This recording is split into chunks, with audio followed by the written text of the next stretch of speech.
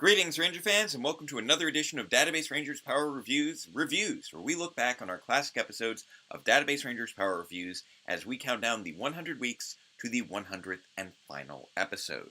Welcome to everyone already in the chat. Good evening, Jenny C. Good evening, Chris. Good evening, Sean. Hi there, Rudy. Good to see you all. Welcome, Nightwing Josh. Obviously, this has been a big night for the channel, with episode 96 having just premiered. We are now into the final 5 episodes of the series. Only 4 episodes left to premiere between now and the end of the year, and with tonight covering episode 68 in our review, that means that I have 32 weeks left to knock out the remaining 4 episodes, which is not reasonable, but I'm going to try my best. This is going to be an insane rest of the year, but I'm hoping that I can deliver.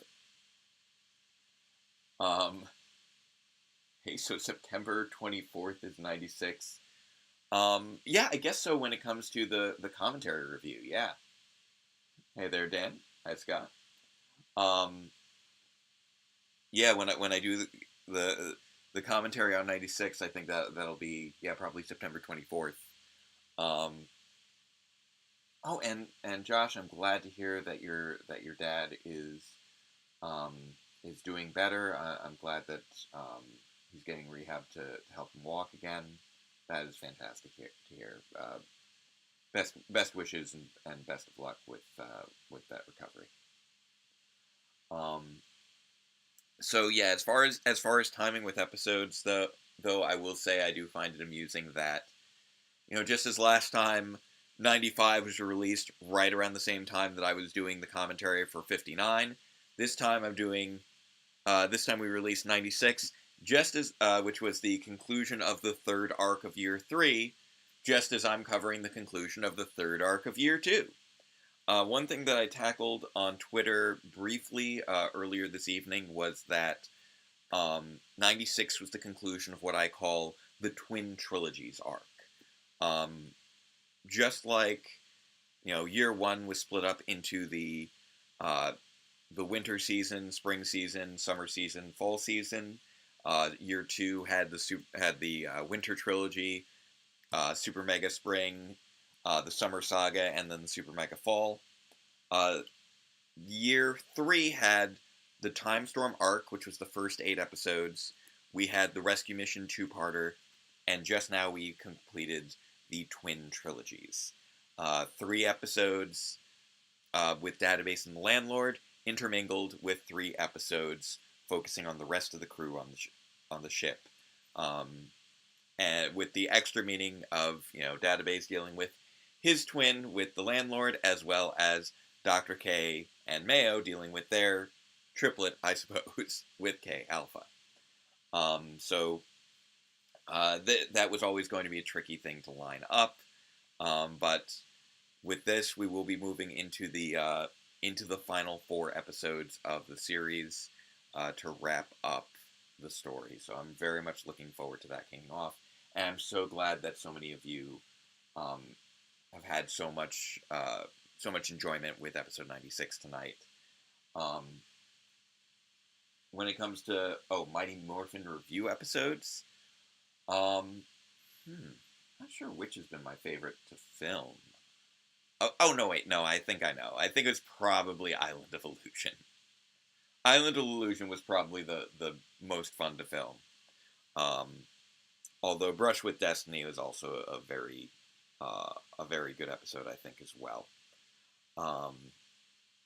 That one also ranks pretty high up there.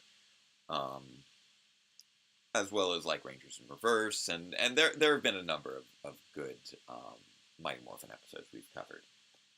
And yes, Chris, as you just pointed out, Dino Fury Season 2 just dropped yesterday. I am actively working on the first Deeper Look episode.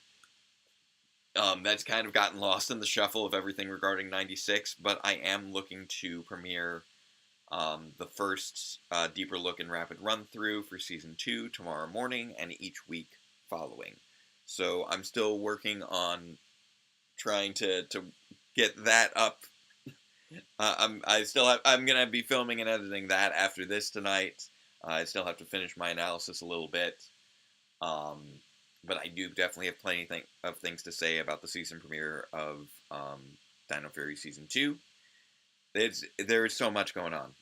These next 11 weeks, as we go through the Dino Fury reviews, and I'm going to be working on 97 and trying to get ready for 98 and 99 to come out over the summer. There's just so much to be covering over the course of this year.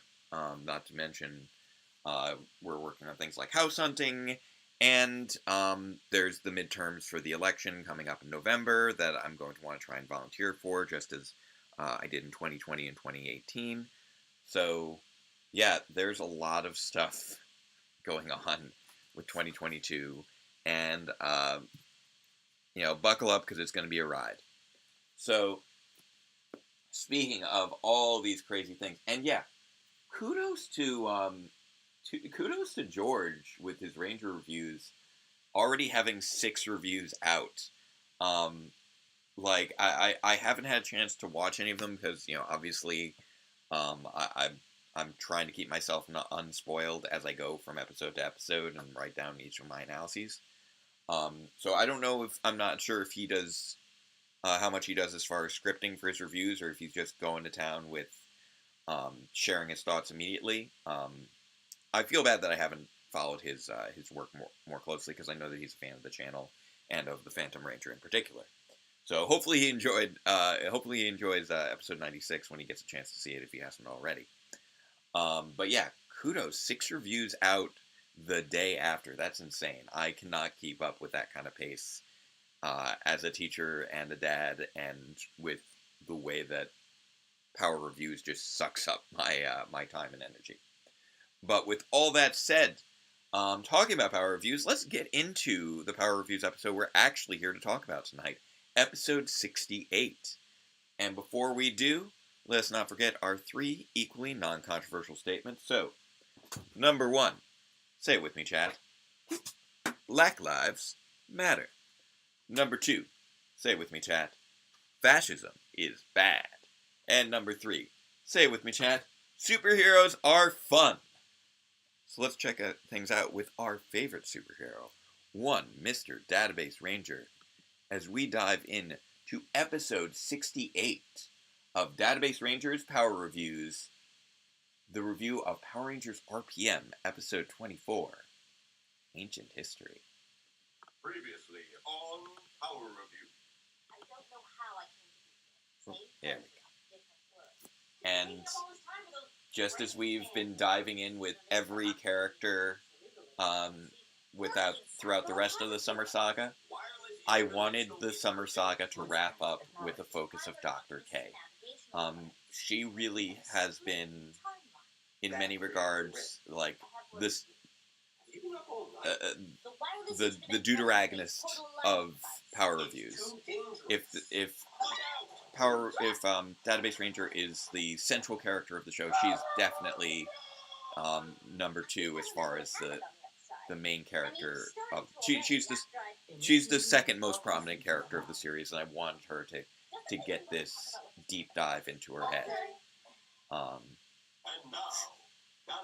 You gotta love that little bit of Scott there with the eyes. Greetings, Ranger fans, and welcome to Dr. K. Okay, what's going on? And Don't you know? We've got kitty cat, kitty cat. I don't. Wait. I think she's finally starting to get it. The laser optic lineation syringe. And I really wanted to do a second Lolcat episode after having done Trickster Treat. This isn't real. It's so jumpy, and it's got a different feel to it than the Database Ranger focus. How did I get here? Let's find out. It was also just really fun having everybody in the cast do the train thing. Where are you all going?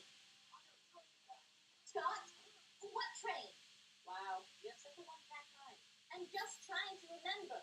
Next stop on the train of thought. Station 24, Power Rangers, RPM. Ancient history. This was the only way that I could also really think of to have Dr. K do a proper RPM review, was have it being her unlocking a memory within her own mind.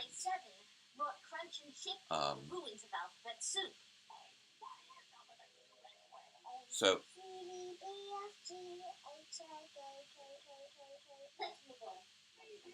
and by the way, I did try to actually give all the Alphabet Soup agents that had been introduced their own letters as well.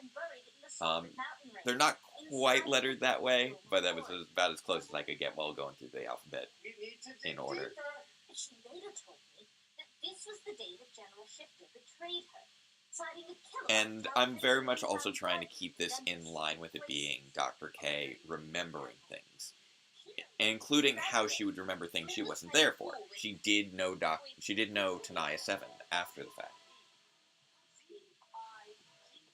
Please stop. Now, the stuffed frog was actually something from an idea that I had for a way to incorporate Ziggy into the show that never actually ended up materializing. I originally had a plot line in mind where Ziggy was going to have tried to follow Dr. K through the rift and couldn't actually fully teleport correctly, and so he manifested as a stuffed animal. Because I knew I wasn't going to have anyone who could properly match Milo Cawthorn as well as Marissa matched Olivia Tennant. MJ matched Olivia Tennant.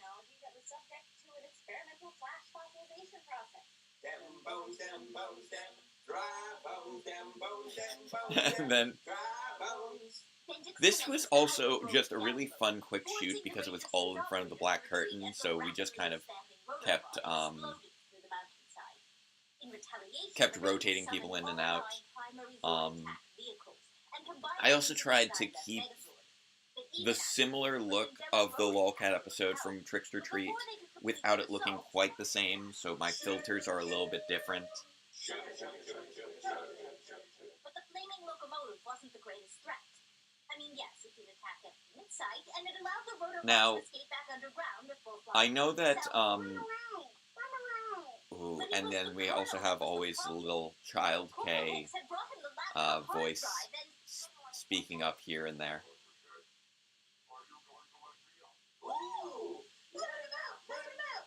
And then that is just such a bit of foreshadowing there, with the more Posner saying, let him out, let him out, let him out, referring specifically to Venjix, when the very next episode is going to be that when they capture Database and infect him with Venjix.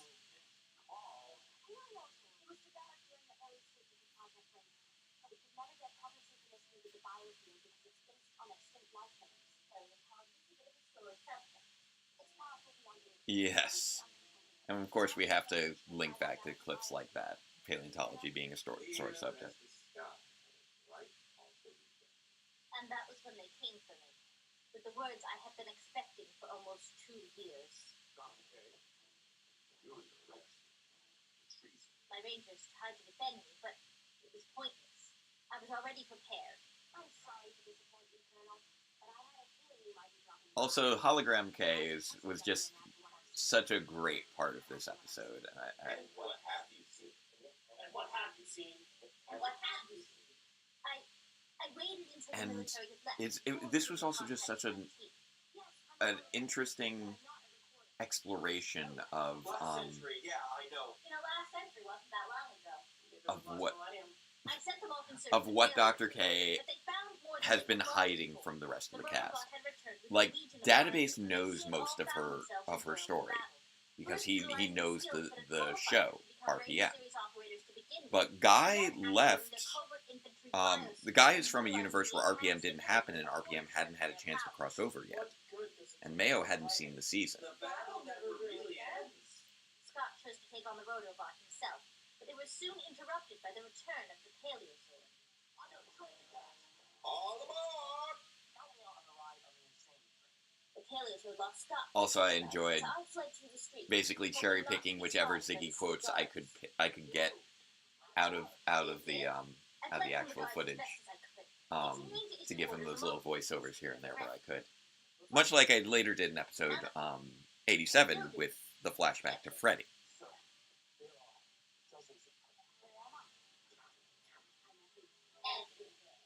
As the guards chased my holographic clothes, I also really like doing that everywhere bit where we got to see so many different Dr. Caves Black at and once. Green's Paleo-Max against Gold and Silver's Mark.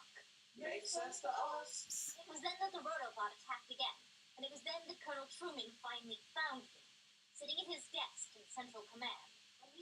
I'm glad you enjoyed the fight scenes in episode 96, Rudy. He held me at gunpoint as the brutal attack bot devastated Ah, his that attack that vehicles, that laser gun leaving my is Rangers helpless. very clearly a prop. Welcome, Dyrano. Are you? I dared the Colonel to arrest me, but he hesitated. Glancing at the I really wanted ceased to sight use at this the as an desk. opportunity for Dr. K to Scott's brother. delve into a lot of her self-doubts over how much she is hidden from the others and how much she's been basically hiding from herself because she doesn't know what she did. She doesn't know how she ended up here. And she's still dealing with the guilt of having basically destroyed her world. By the time we see her in Beast Morpher, she's clearly coped with it. But at this point, we really hadn't had a chance to. She hadn't really had a full chance to deal with it and move past it. Mammoth, T-Rex, and Triceratops formed the mighty Paleo-Max Megazord and quickly dispatched the Generation 2 Rotobot with its powerful energy strikes. Yay!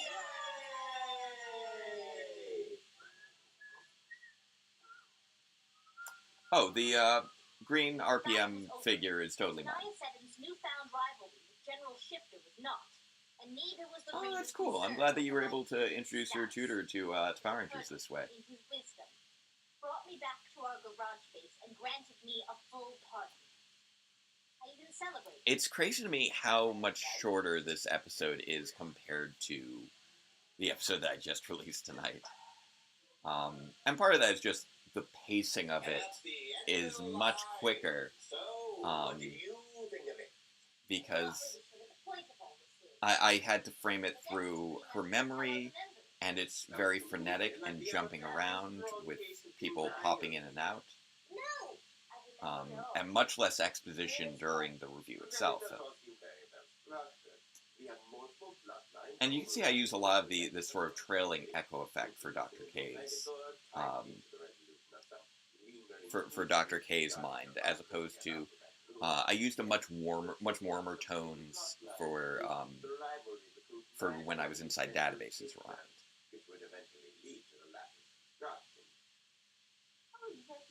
Oh yeah, sure. You can let me know your favorite Naya line. told me later, after her reformation.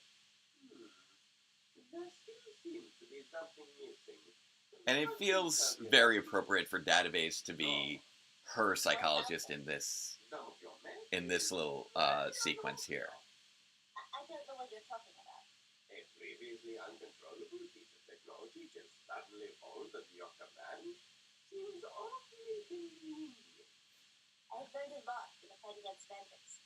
I merely reapplied the same methodologies I utilized in the And doing this final analysis of the episode itself was also a fun exploration, because I basically used Database as the way to criticize the episode by actively criticizing her memories of it. Combined with a suppressed love of giant animal vehicle hybrid robot punching each other, but I don't think we're getting to the root of the problem.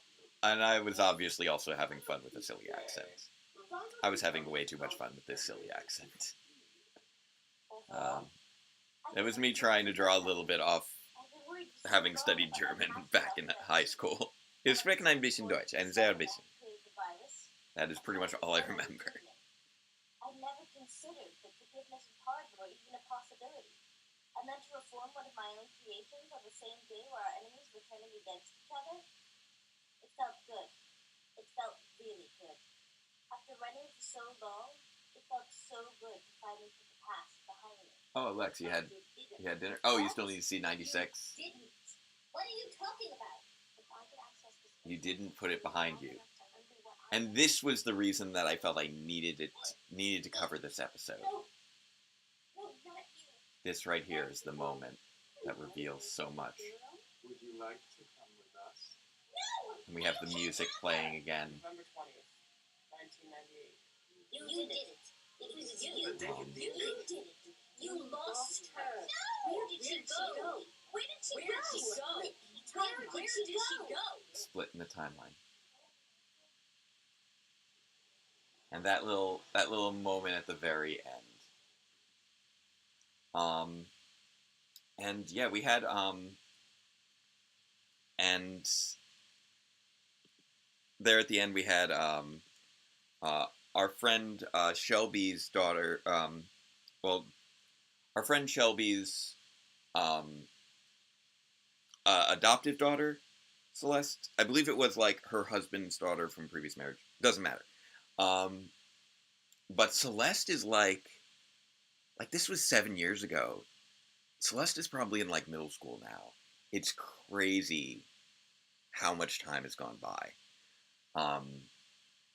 To the extent that when we did have Child K appear again during Year 3, we had to use a different Child K for Year 3. Just because Celeste had gotten too old to still be playing little 4-year-old K. So yeah, if you haven't seen episode 96, yeah, make sure that you check it out after this. It was that was a big episode. That was our longest episode. That was more than 20 minutes longer than the episode that I just went through, which is crazy to me. I feel like I had greater economy of storytelling back then. Like now I feel like I've gotten like so self-indulgent and long-winded with my reviews. But yeah, episode 68, there was so much going on in every moment all throughout, much like with episode 44. It's not quite as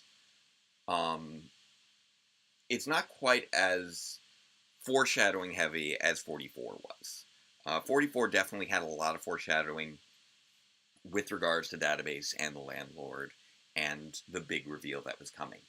Whereas 68, we already know so much about Dr. K from the show. A lot of this was her dealing with her own internal emotions, dealing with her self-doubts and her struggles with leaving the past behind, while simultaneously trying to figure out what that past was. And you do get to... Oh, that was it, stepdaughter. I was trying to remember the term. Thank you, MJ. But yes, Shelby was the first secretary, who we've now... who is now, along with... has now been... had that very brief appearance in episode 95 along with the rest of the cryo agents. I won't get into that without, spoilers from 95 for those who haven't seen 95, even though it has been a few months now. But yeah, so she was a big help with working with Celeste on that and having her in there as Dr. K, wearing MJ's Dr. K wig, which was of course way too big for her head. And we had to have her, and we got her the same little outfit as little Dr. K from the show. And we just had to have that little scene where where MJ could grab her hand and run away with her. And I'm not sure if this ended up being a little too abstract for people to follow, but the whole idea here is that, although we don't have the full context of it, because we don't receive that full context until later, the idea of this episode is Dr. K, upon realizing that November 20th, 1998 was the point of split in the timeline, decided to use the lolcat on herself to go into her own mind and try to figure out what it is that she's forgetting. Because she realizes that November 20th, 1998 is a significant date for her as well. November 20th, 1998 isn't just the day of Countdown to Destruction, and we do get into that a little bit more in episode 96 for those of you who haven't seen it yet. But it was also the date that Dr. K was abducted by Alphabet Soup, because the emergency created by Countdown to Destruction gave them those emergency powers to initiate that think tank program and abduct young Dr. K. So that was why that date was so significant to her. And so that's what she was trying to go back and unlock. And so when she later travels through time, which is what sort of is revealed here, that she had traveled through time and found her childhood self, and that's what created the split timeline. That's such a big shock to her. And that's the reason that she creates the wireless interdimensional interface portal alignment device. So this episode, while still abstract and doesn't really clearly exposit what happened in the rest of the Summer Saga, it does provide the context without fully laying it out. So this one basically tells that middle chunk of the story that we hadn't tackled yet. So episode 64 covers the Morklotsners, who they're the first to leave the apartment. They come back the next day, they see everyone get teleported away by the portal alignment device, and they see everybody come back. So that's the beginning and end of the story in that regard. Then we had 65 with Mayo, and we get to see Mayo get to learn a little bit about what happened with T Omega, and then comes back, goes to the Morklotsners, comes back, and Dr. K is very frantic and demands that Mayo scan her thumbprint on the Wii pad so that Dr. K can work with it. And that's when we start to realize that Dr. K is very frantic with this new device, although we don't know what the device is yet. Then we have 67, where we have Guy, who discusses the split timeline with Dr. K and Database. And the split timeline has that specific date of November 20th, 1998 that they realize is linked to Countdown to Destruction. And we see Dr. K have a moment of realizing the importance of that date. And then we have 67, which of course is the Power Morphicon episode. And in 66 we also had her revealing that it was a wireless interdimensional interface portal alignment device that she'd stayed up all night working on.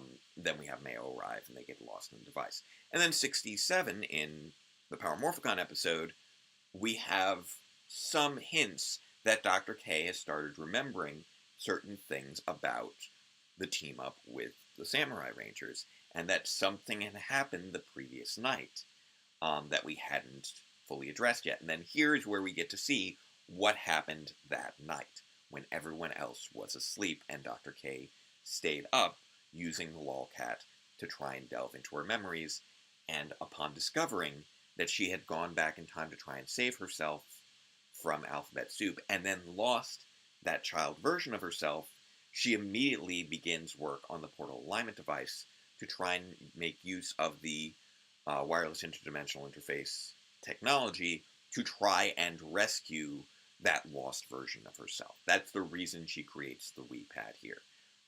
Everything kind of gets subsumed by, Database getting taken over by Alphabet Soup and all the craziness with that. But that is the motivator throughout the Summer Saga that we don't get to discover until right at the end of that saga. Wow, that is both incredibly convenient and extremely contrived. Carry on.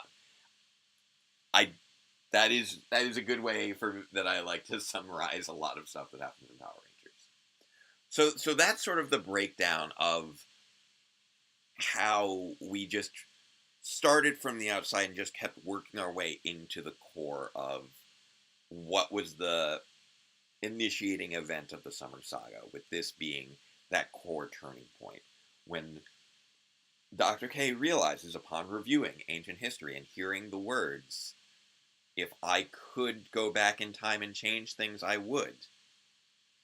She remembers that that's what she did. And so we then have the new mystery of, okay,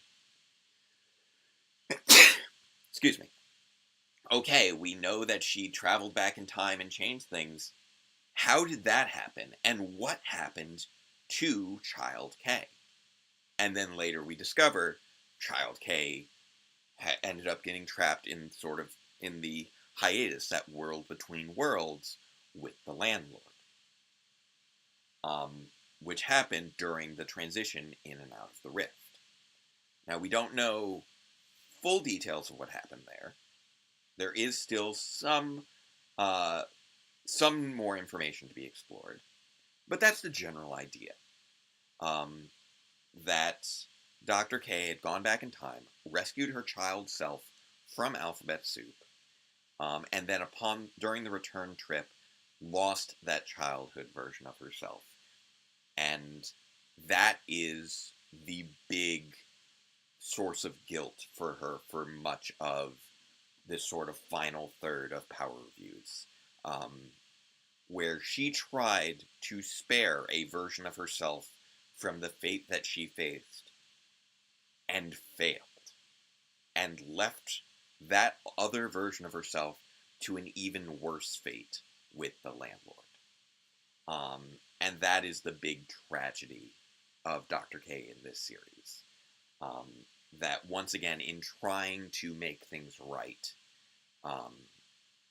she quite possibly doomed everyone to an even worse fate, providing the landlord with a fantastic scientific resource that he did not previously have. So there's a lot of stuff happening there, and a lot of stuff that we've been exploring throughout Year 3. Oh yes, so great is the treachery of evil that it even defeats itself. So the split timeline, one of the other ironies of that is, although K does focus very much on the failure with K Alpha, ironically, the split timeline is what allowed the rest of the Power Rangers universe to continue to exist. The implication here is that everything, from Lightspeed Rescue to Jungle Fury, and Samurai and beyond, was able to occur because of this sacrifice that Dr. K basically had to make. That she made in a moment that she to a certain extent has very deep regrets over. But if she hadn't done it, we wouldn't have that other Power Rangers universe. Because in removing herself from the timeline, in revealing the existence of the rift to Alphabet Soup, she prevented the events of Lost Galaxy, and which instead initiated the events of Lightspeed Rescue. And because we didn't have the events of Lost Galaxy, that meant that they never formed the united hexagon that ultimately fell to Alphabet Soup. It also meant that Alphabet Soup didn't have Dr. K to develop Venjix, and instead focused on their dimensional experiments, which ultimately led to the events that take place in Power Reviews. So, very, very complex backstory going on here. It's one of the reasons I really tried to reveal it piecemeal, because I knew there was so much going on that I couldn't just give it all in an info dump. So as much as I do try to make power reviews accessible for people who aren't, like, you know, incredibly well-versed Power Rangers fans, through the humor and the characters, and a lot of exposition regarding key points in lore and story. It is a show where you do need to pay a lot of attention to get the full story. So hopefully that helped clarify how all of these pieces fit together. And why exactly this episode is so important. This is the thing that initiates the search for K-Alpha, even if we don't have the term K-Alpha until much later. And we don't actually see K-Alpha in an adult form until another 12 episodes after, in episode 80. And we don't learn about what the fallout was of this episode until episode 79. And we don't learn how Dr. K was able to travel through time until episode 72, 73. Where 72, she has the heart-to-heart with Database, but then it's revealed the Database is Venjix, and then in episode 73, we get to look at Professor Cog's train station, which is why trains were so important in this episode. Which was another just interesting parallel I found. I always found it weird that Clash of the Red Rangers had Scott travel across dimensions via train. Because there was no explanation for that. And so I wanted train to be an underlining theme throughout this episode, which dovetailed very nicely with the fact that this was an appropriate episode, and it featured a train-style Zord with such prominence. As we discover in episode 73, we have the Transitional Reality Alignment Interface Network system, the TRAINS system, that Professor Cog used to delve into the rift and ultimately be able to transition between dimensions. So the rift in the RPM universe wasn't really discovered until Professor Cog experimented with it, which retroactively made it, allowed them to use it, which they then used to travel back to the day of its creation on November 20th, 1998, and create the split timeline where it has much more prominence, where we have, like, Lost Galaxy Rangers traveling in and out of it when traveling back and forth from their universe. There's so much stuff that gets tied together in so many different ways. And I'm definitely very pleased with a lot of aspects of this episode. The main thing that I probably feel a little bit disappointed about is that I felt like I may have rushed a few things and made it a little too quick-paced, so that the information that I was working to convey wasn't as clear as it probably could have been. Although I do love that final sequence of Dr. K remembering the moment of losing her past self. Even if it is very abstract in a number of ways, just the interplay of the music and the editing with the original scene, I just really enjoy how that came out. And interestingly, this is the one and only appearance of the first actor to play Sir Director. Because while Marty Egan has been playing Sir Director for much of the series, and Betsy Bartlett has been playing Madam Director all throughout the series, and this was our first time seeing the faces of the directors. I actually had our friend Patrick White playing the director in this first appearance, and the plan was for him to come back, but because there was such a big gap between this episode and 79, he couldn't make the commitment. And so Marty was great in terms of picking up the slack on that. And he's done a great job since. I think Patrick was a little bit of a better match for the younger director. And now that we're seeing them, almost ostensibly close to 20 years later, I feel like Marty and Betsy have been working really well together as the directors from episode 79 onward. So there we go, a bit of a breakdown of the deep lore of this 13-minute episode. This series has been such a journey, such a ridiculous journey, and for those of you who've seen 96 this evening, you must now know there's even more lore that we just keep peeling back the layers of, and we had like half a dozen different reveals in 96 between the openings. There was basically that opening exchange, then those three other exchanges, then that exchange after the three exchanges, then the conclusion. We have that final cliffhanger. There's just so much that was addressed in episode 96, with so many questions still to be resolved. We still don't know things like what the landlord is actually planning. Exactly what happened with regards to the split of Dr. K and K Alpha.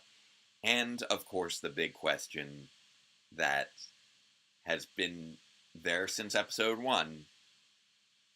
How did Dr. K land in Database Ranger's apartment? That is still the question that we have yet to address, but we have been steadily working towards the entire series. So I'm glad that, and thank you for the Gesundheit. I appreciate it. And I'm glad that these breakdowns are helpful to those of you who are intrigued by the lore of the series, and how it draws the various disparate threads of the Power Rangers multiverse together into a hopefully coherent whole. That has always been my goal. Obviously, there's been many seasons since I started that don't necessarily have that smooth integration with everything else. There have been additions through the comics, etc., that I may or may not be incorporating properly. We'll see. But I hope that this has been a good ride for everybody. And next week we get to kick off the Super Mega Fall in our commentaries. Tomorrow I will be continuing with the Dino Fury deeper looks and rapid run-throughs, which will be returning to Saturday mornings, even though the show is no longer premiering on Saturday mornings. So maybe I might move it a little bit later in the morning so that people can sleep in a little bit, but we'll see. Yeah, I'll figure it out by morning. Keep your eye on social media. It'll be out there. And of course, episode 97 is going to be another big thing for me to work on. As you may have gathered, these final 5 episodes are what I consider to be 5 of the most impactful individual episodes of the original 17 years of the series. So there is a lot that is being covered. Oh, you'd appreciate it if I move it a little later in the morning. That is fair. I should message Jay over at Morphin Legacy and move that over. When do the episodes premiere now? I realize that I should have made announcements about Deeper Look before now. I've just been so swamped. It will be sometime tomorrow morning. I haven't decided if it's necessarily going to be the usual 8:30 time. I might push it a little later to get a little bit more sleep, maybe. So we'll see. Keep an eye open. And how close am I to the completion of DRPR 97? There's been some filming for 97. There's still a lot of work to be done on 97. The big focus these last 9 weeks have been 96. So 97, I'm hoping will be a little bit simpler. We shall see. There's at the very least, it won't have fight sequences quite like what I had to do with 96. 96 obviously was complex from a fight sequence perspective. 97 will definitely have a lot going on, but it will be a little bit more reflective, I'll say. 97 will be a little bit more of a reflective episode compared to the action of 96. As we start to enter into sort of the end game of the series. This, the final farewell, the final episodes, these final 4. So, what will the episode 97 review going to be? Well, I will say, just as I was saying, the final 5 episodes of Power Reviews are what I consider to be majorly important episodes. So I considered Fighting Spirit to be one of those top 5 majorly important episodes I knew I need to cover. So I will see if you guys are able to guess what those final 4 will be. A few of them you could probably gather. And some people have made some predictions. I have said before that Mystic Force is one that I'm really disappointed I couldn't fit into Year 3. And part of that is because of just the structure of Mystic Force and and the fact that the final 5 are kind of exempt from the rule of 1 each. Orchestral maneuvers in the park. Obviously one of the most important episodes ever. To numero uno at 3:30 a.m. Alright, so anyway, all that being said, it's getting late, and this has been a very long commentary for a relatively short episode. So thank you all again for joining me for all of this. I look forward to seeing you all again during tomorrow morning's premiere of the next Deeper Look and next week's commentary live stream. So before we leave, let us not forget our 3 remaining equally non-controversial phrases. So number 1, say it with me, chat. Love is love. Number 2, say it with me, chat. Trans rights are human rights. And number 3, say it with me, chat. Robots are cool. You get to dive inside their heads and have adventures. It's good times. Alright. Thank you very much, everyone. Have a great night, and until next time, farewell, Ranger fans, and let the power protect you.